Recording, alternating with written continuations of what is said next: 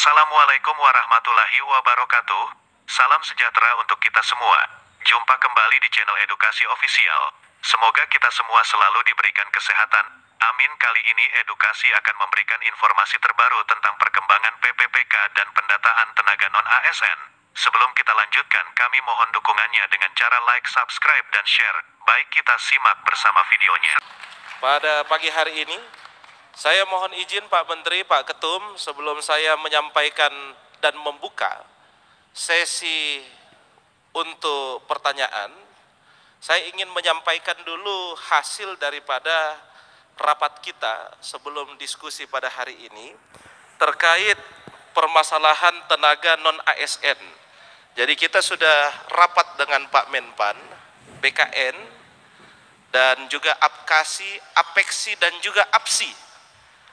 Rapatnya itu dipimpin langsung oleh Pak Menpan RB terkait permasalahan. Kami menyampaikan supaya pertanyaan dari Bapak Ibu sekalian tidak berulang, sehingga kami harapkan Bapak Ibu sekalian bisa fokus mendengarkan dulu yang menjadi permasalahan serta solusinya, sehingga Bapak Ibu sekalian boleh bertanya di luar daripada usulan yang telah kami berikan.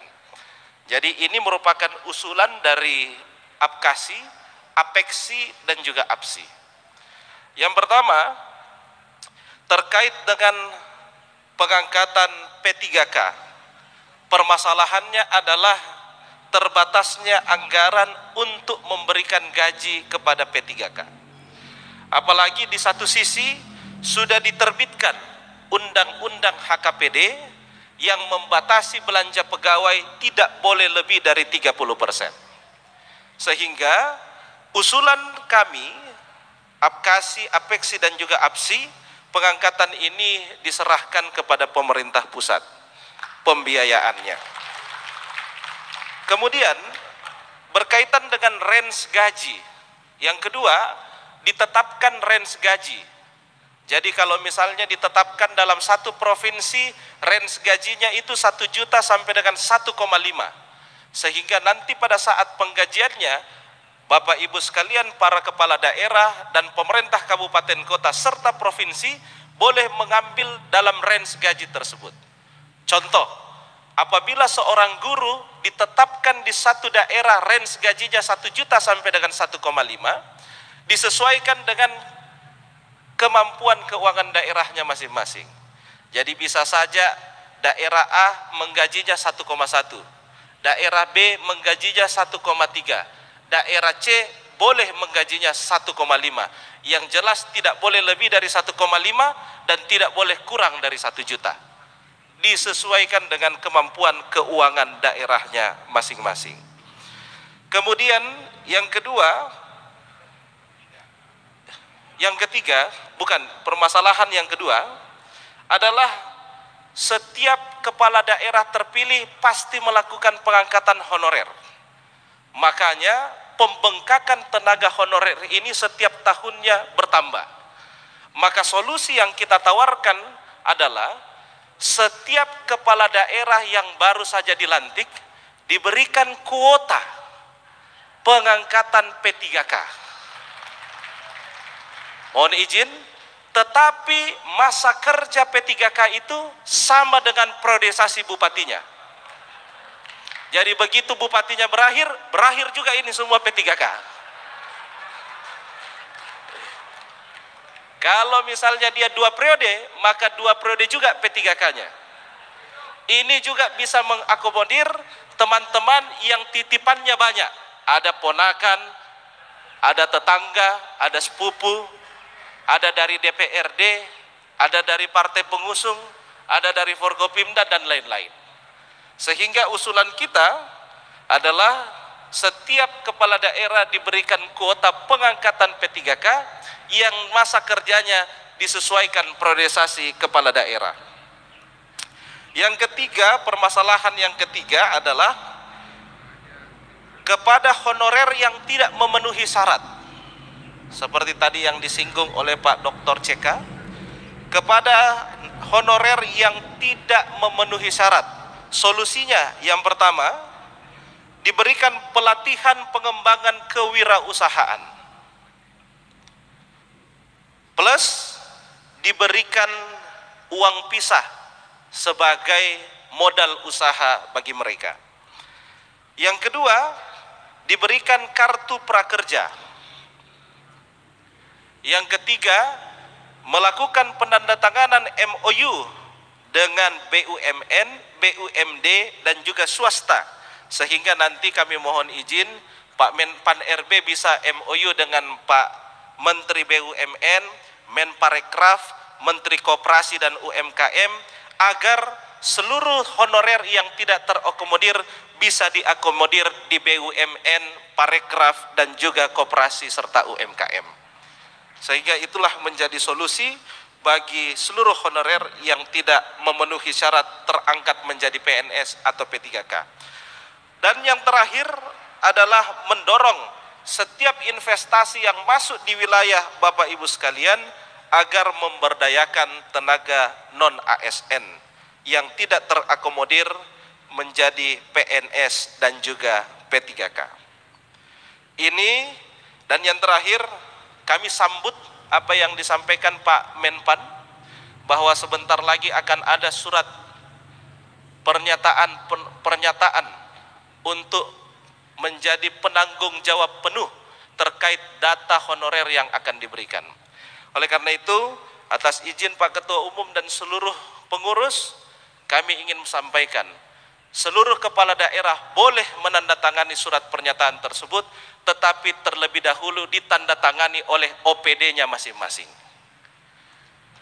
Karena jangan sampai OPD-nya yang salah memberikan data, kita yang bertanggung jawab. Jadi sebelum ditandatangani oleh kepala daerah, seluruh OPD wajib menandatangani terlebih dahulu, dan dia juga bertanggung jawab atas data yang diberikan di OPD-nya masing-masing. Sebab ini ada konsekuensi hukumnya. Jangan sampai Bapak Ibu sekalian tidak tahu data yang disampaikan oleh OPD, Bapak Ibu sekalian yang bertanggung jawab atas data asal-asalan yang diberikan oleh OPD masing-masing. Ini yang menjadi usulan kepada Pak Menpan sewaktu rapat kemarin. Sekarang saya akan membuka sesi tanya jawab. Kita untuk sesi pertama, kita akan buka 5 pertanyaan. Dari kanan dulu, baik. Langsung berdiri Pak, dari sebutkan nama. Mohon izin, ini dirangkum dulu semua atau langsung dijawab Pak Menteri? Dirangkum, baik. Silakan. Terima kasih kesempatannya. Assalamualaikum warahmatullahi wabarakatuh. Waalaikumsalam. Saya Riza David, Bupati Bangka Selatan. Tolong dicatat pertanyaannya. Mohon izin Pak Menteri, Pak Ketum. Jadi saya punya pengalaman baru dilantik.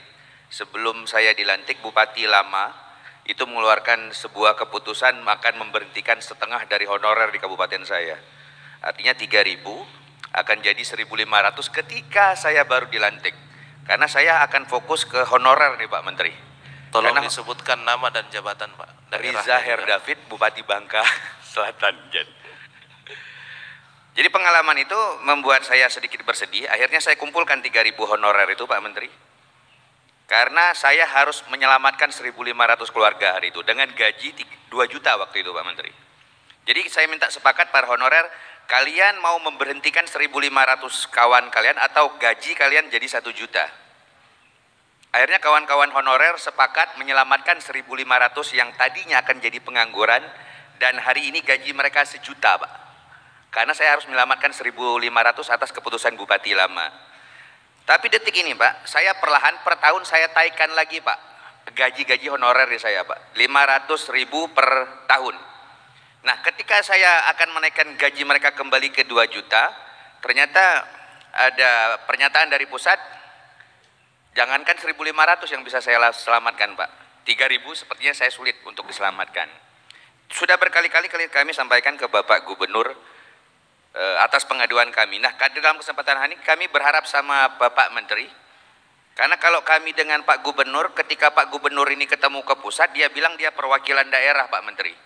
Begitu dia bilang ke daerah, saya ini perwakilan pusat katanya. Aduh, jadi serba salah kami bupati ini. Mana yang bagus diambil, mana yang jelek dibuang ke sini. Jadi besar harapan kami, Bapak Menteri, karena sudah sangat berpengalaman jadi kepala daerah, kami berharap ada solusi cerdas, solusi cantik untuk kami kepala daerah, karena mau tidak mau menurut sekjen kami tadi, secara politis ini berpengaruh Pak. Kalaupun kebijakan ini terpaksa dilaksanakan, izin mohon saran Pak Menteri, bolehkah itu dilaksanakan di 2024 di bulan 1 dan bulan ketiga awal pelantikan kepala daerah terpilih? Mungkin ini tidak terlalu bahaya buat kami Pak. Iya, kalau emang terpaksa 2005. Artinya nanti kepala daerah terpilih pasca dia dilantik 1 sampai 3 bulan, silakanlah kebijakan ini keluarkan. Jangan di pertengahan seperti ini Pak. Ini bupati yang baru 1 periode bisa pingsan mendadak Pak dengan kebijakan itu. Sementara kami sudah berusaha menyelamatkan 1.000 honorer di daerah kami dengan memotong gaji mereka 1 juta per orang dengan harapan 1.500 yang tadi SK sudah keluar akan diberhentikan, batal diberhentikan hari ini Pak. Itu Pak Menteri, mohon arahan dan masukan yang terbaik buat rakyat, karena kami hari ini bekerja untuk rakyat dan kami yakin Pak Menteri tahu persis kondisi kami kepala daerah. Mungkin lain-lain bisa dari teman yang lain. Terima kasih atas waktunya. Billahi taufiq wal hidayah. Wassalamualaikum warahmatullahi wabarakatuh. Waalaikumsalam warahmatullahi wabarakatuh. Merdeka. Terima kasih Pak Bupati Bangka Selatan.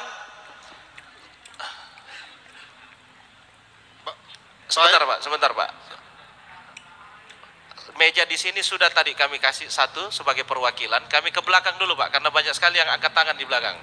Jadi kami ambil 1, 2, 3, 4, 5. Sesi pertama Pak. Sesi pertama kami buka dulu 1, 2, 3, 4, 5. Nanti sesi 2 kembali, baru kami kembalikan lagi.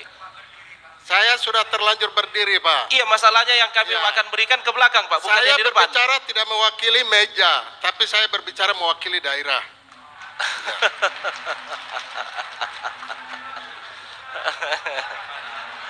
Ya. Baik. Assalamualaikum warahmatullahi wabarakatuh. Shalom, salam sejahtera untuk kita semua. Om Swastiastu, Namo Buddhaya. Salam kebajikan dan salam sehat untuk kita semua. Merdeka! Merdeka! Merdeka! Ya. Baik Bapak Menteri Pan RB yang sangat kami hormati, Kepala BKN dan juga Ketua Umum Apkasi dan segenap pengurus, para narasumber yang sangat saya hormati, kasihi dan sangat apresiasi. Semua materi yang disampaikan oleh Bapak Ibu semuanya sangat luar biasa. Mari kita tepuk tangan dulu untuk semua narasumber kita. Pertama saya perkenalkan diri, saya Hermusindo SIPMH Bupati Manokwari dari Provinsi Papua Barat. Izinkan saya untuk menyampaikan beberapa hal. Pertama, terkait dengan pengangkatan P3K yang persyaratan utamanya harus S1 ya. Saya sampaikan bahwa kalau kita menerapkan persyaratan S1 untuk seluruh P3K, kami di daerah khususnya di Papua sangat sulit untuk kami bisa mencapai persyaratan itu. Karena itu bisa diturunkan ya. Karena hampir tenaga khusus honorer kita di daerah hampir rata-rata SMA dan juga SMP, bahkan ada yang SD. Kalau bisa ini diprioritaskan, ya diberikan kelonggaran untuk kami di daerah. Kemudian yang kedua, khusus untuk Menteri Kesehatan, ya kami sampaikan bahwa khusus untuk P3K kami untuk tenaga kesehatan ada 519, ini belum diangkat. Ya.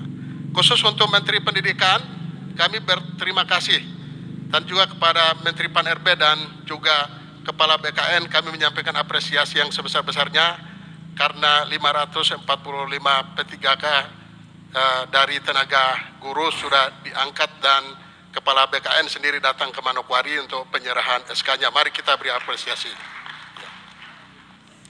Bapak Ibu semua yang saya hormati, saya kira khusus kita di Indonesia ini, orang menjadi pegawai negeri itu sebuah harga diri Pak.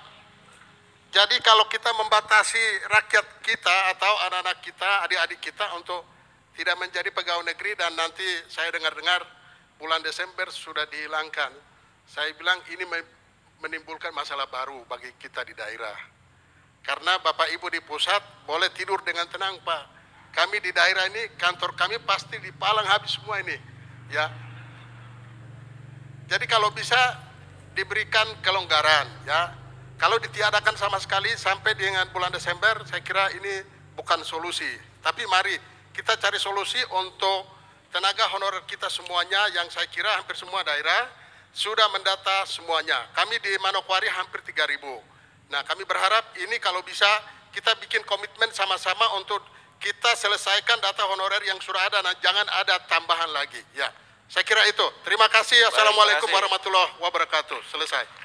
Ya, terima kasih Pak Bupati Manokwari. Sebentar Pak, sebentar. Jadi saya sampaikan kepada Bapak Ibu sekalian, jangan dulu ada yang berdiri sebelum ditunjuk. Ya. Nanti moderator menunjuk, baru Bapak Ibu sekalian berdiri langsung ke mic mengajukan pertanyaannya. Saya ke belakang dulu Pak. Bapak, silakan Pak.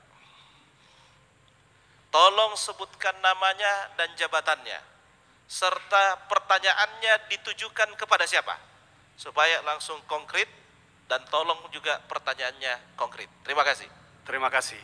Assalamualaikum warahmatullahi wabarakatuh. Nama saya Torik Modanggu, Bupati Gorontalo Utara. Pertanyaan pertama, tadi Pak Sekjen Apkasi menyampaikan poin-poin yang menjadi hasil pertemuan dengan Pak Menteri. Ada poin terakhir soal honorer yang tidak lulus dalam seleksi P3K itu diberikan sejumlah alternatif, itu bagus. Tapi ada persoalan bagi daerah. Mereka ini orang-orang yang sedang bekerja di guru, juga tenaga kesehatan. Sekarang porsi yang mereka tinggalkan setelah mereka tidak bisa diangkat menjadi tenaga honorer, itu problem tersendiri bagi daerah. Misalnya di Gorontalo Utara, dari 15 puskes, itu ada 5 puskesmas yang pasti hampir tutup. Itu pertama. Yang kedua, TK PAUD itu sebanyak 189 yang akan tutup. Karena semuanya SMA dan sebagian pasti ada yang tidak lulus. Itu pertama. Yang kedua, kami berharap bahwa rakor pada hari ini menghasilkan keputusan yang bisa kami bawa ke daerah, karena rakyat menunggu kami soal status honorer ini. Karena kami lihat tadi hanya satu dari Kementerian Dalam Negeri yang memperkuat atau mengangkat 3 opsi yang diajukan oleh Pak Menteri, yaitu mengangkat seluruhnya menjadi ASN, memberhentikan seluruhnya, atau mengangkat berdasarkan prioritas. Pertanyaan ketiga atau hal ketiga, menurut saya soal honorer ini bukan soal hanya regulasi dan data. Kita ini ada prinsip otonomi daerah. Jadi bukan semata-mata soal regulasi dan soal data, tapi bahwa dengan undang-undang otonomi daerah ini, itu artinya negara mengakui keragaman daerah. Penyeragaman itu tidak adil bagi daerah, karena kita punya kondisi yang berbeda. Contoh, perlu diuji daerah-daerah dengan kapasitas fiskal yang rendah. Apakah ini juga diberlakukan secara serentak atau dengan prinsip sentralisasi? Itu yang soal yang ketiga. Kami mau sampaikan contoh pada sosialisasi PP 49 di Batam, saya hadir waktu itu. Tidak ada roadmap. Kalau tadi Pak Menteri bagus sekali, roadmapnya jelas sehingga daerah punya persiapan. Ini hanya sosialisasi bahwa ada Permen 49 2018 tentang terjemahan dari Undang-Undang 5 2014. Tetapi tidak ada roadmap. Kalau ada roadmap seperti tadi, saya kira daerah-daerah bisa menyesuaikan. Yang ketiga, dalam konteks pertanyaan ketiga ini menurut saya, sekarang ini sistem bisa mengatur. Artinya kepala daerah yang akan hadir belakangan pasca pilkada berikutnya, dia akan terkunci oleh sistem. Makanya menurut saya 3 poin kalau kita ingin mencari solusi mendasar. Pertama, regulasi oke, yaitu Undang-Undang 5 Permendagri 49, Lalu yang kedua, roadmap-nya jelas bagi daerah berdasarkan data-data real yang tadi sudah dipaparkan. Dan yang ketiga, sistem yang mengunci ini. Saya yakin dengan ini setiap proses politik akan menyesuaikan dengan ini dan daerah-daerah punya kemampuan untuk mempersiapkan diri karena sudah terkunci dengan 3 hal. Regulasi roadmap jelas dan yang ketiga sistem informasi. Saya kira kalau prinsip ini kita tegakkan berarti prinsip otonomi daerah benar-benar kita junjung tinggi. Sekali lagi ini bukan hanya soal data dan regulasi, tapi seberapa besar daerah diuji kemampuan fiskalnya, diuji kondisi demografis, geografis dan lain-lain untuk menunjukkan bahwa Indonesia memang harga mati NKRI. Assalamualaikum warahmatullahi wabarakatuh. Waalaikumsalam warahmatullahi wabarakatuh. Terima kasih Pak Bupati Gorontalo Utara. Jadi usulan yang kami sampaikan ini belum final Pak. Ini hasil rapat kita dengan APSI, Asosiasi Pemerintah Provinsi Seluruh Indonesia, APEKSI, Asosiasi Pemerintah Kota Seluruh Indonesia, dan juga kita APKASI. Ini usulannya. Jadi usulan ini belum final. Kenapa APKASI melaksanakan rakor pada hari ini? Ini mau mengumpulkan lagi dan memperkaya seluruh usulan dari Bapak Ibu sekalian. Sehingga nantinya inilah yang akan kita serahkan kepada Pak Pan RB dan seluruh kementerian terkait untuk bisa mencarikan solusi terlebih dahulu, barulah kita menyepakati bersama diberlakukan terkait penghapusan honorer tersebut. Begitu Pak Bupati Gorontalo Utara. Oleh karena itu nanti yang Bapak sampaikan didengarkan langsung oleh Pak Menpan, nanti akan dijawab. Saya lanjut ke tengah. Ke tengah silakan Pak.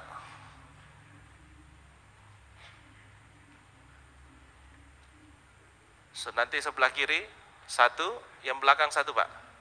Belakang satu, belakang sekali satu, sini satu. Selebihnya sesi kedua. Pak Askolani sesi kedua Pak. Lanjut. Bismillahirrahmanirrahim. Assalamualaikum warahmatullahi wabarakatuh. Waalaikumsalam warahmatullahi Saya wabarakatuh. Sekretaris Daerah Kabupaten Kampar, Pak.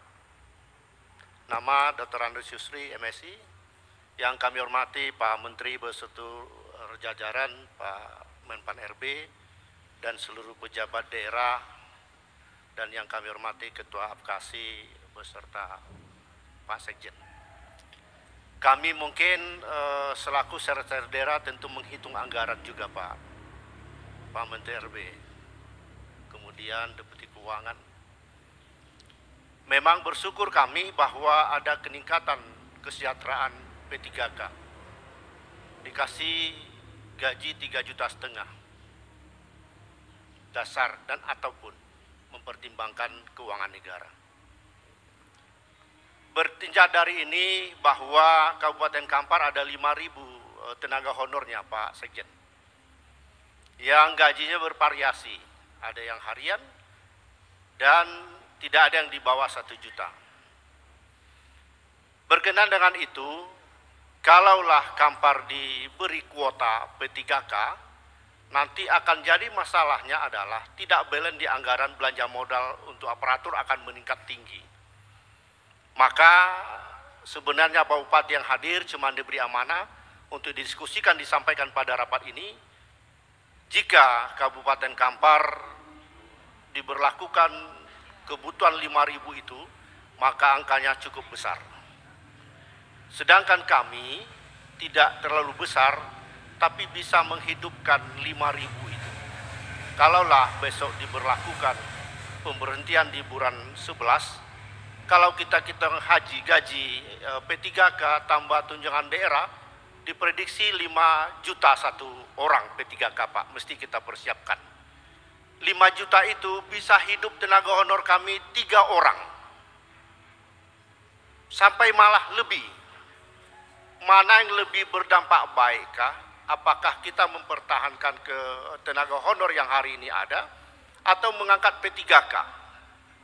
Pertanyaannya aja, tidak akan pernah kesesuaian angka berkaitan dengan besarnya belanja aparatur kalau P3K ini dilakukan secepatnya. Maka berikanlah daerah ini bervariasi Pak Sekjen. Berikan kesempatan daerah bervariasi supaya tenaga honor kita tidak menjadi penganggur kembali. Sementara P3K jumlah sedikit kita terima, kita berhentikan 5.000. padahal dengan sedikit PDKK sama biayanya dengan yang 5.000 tadi. Itu saja mungkin Pak Menteri.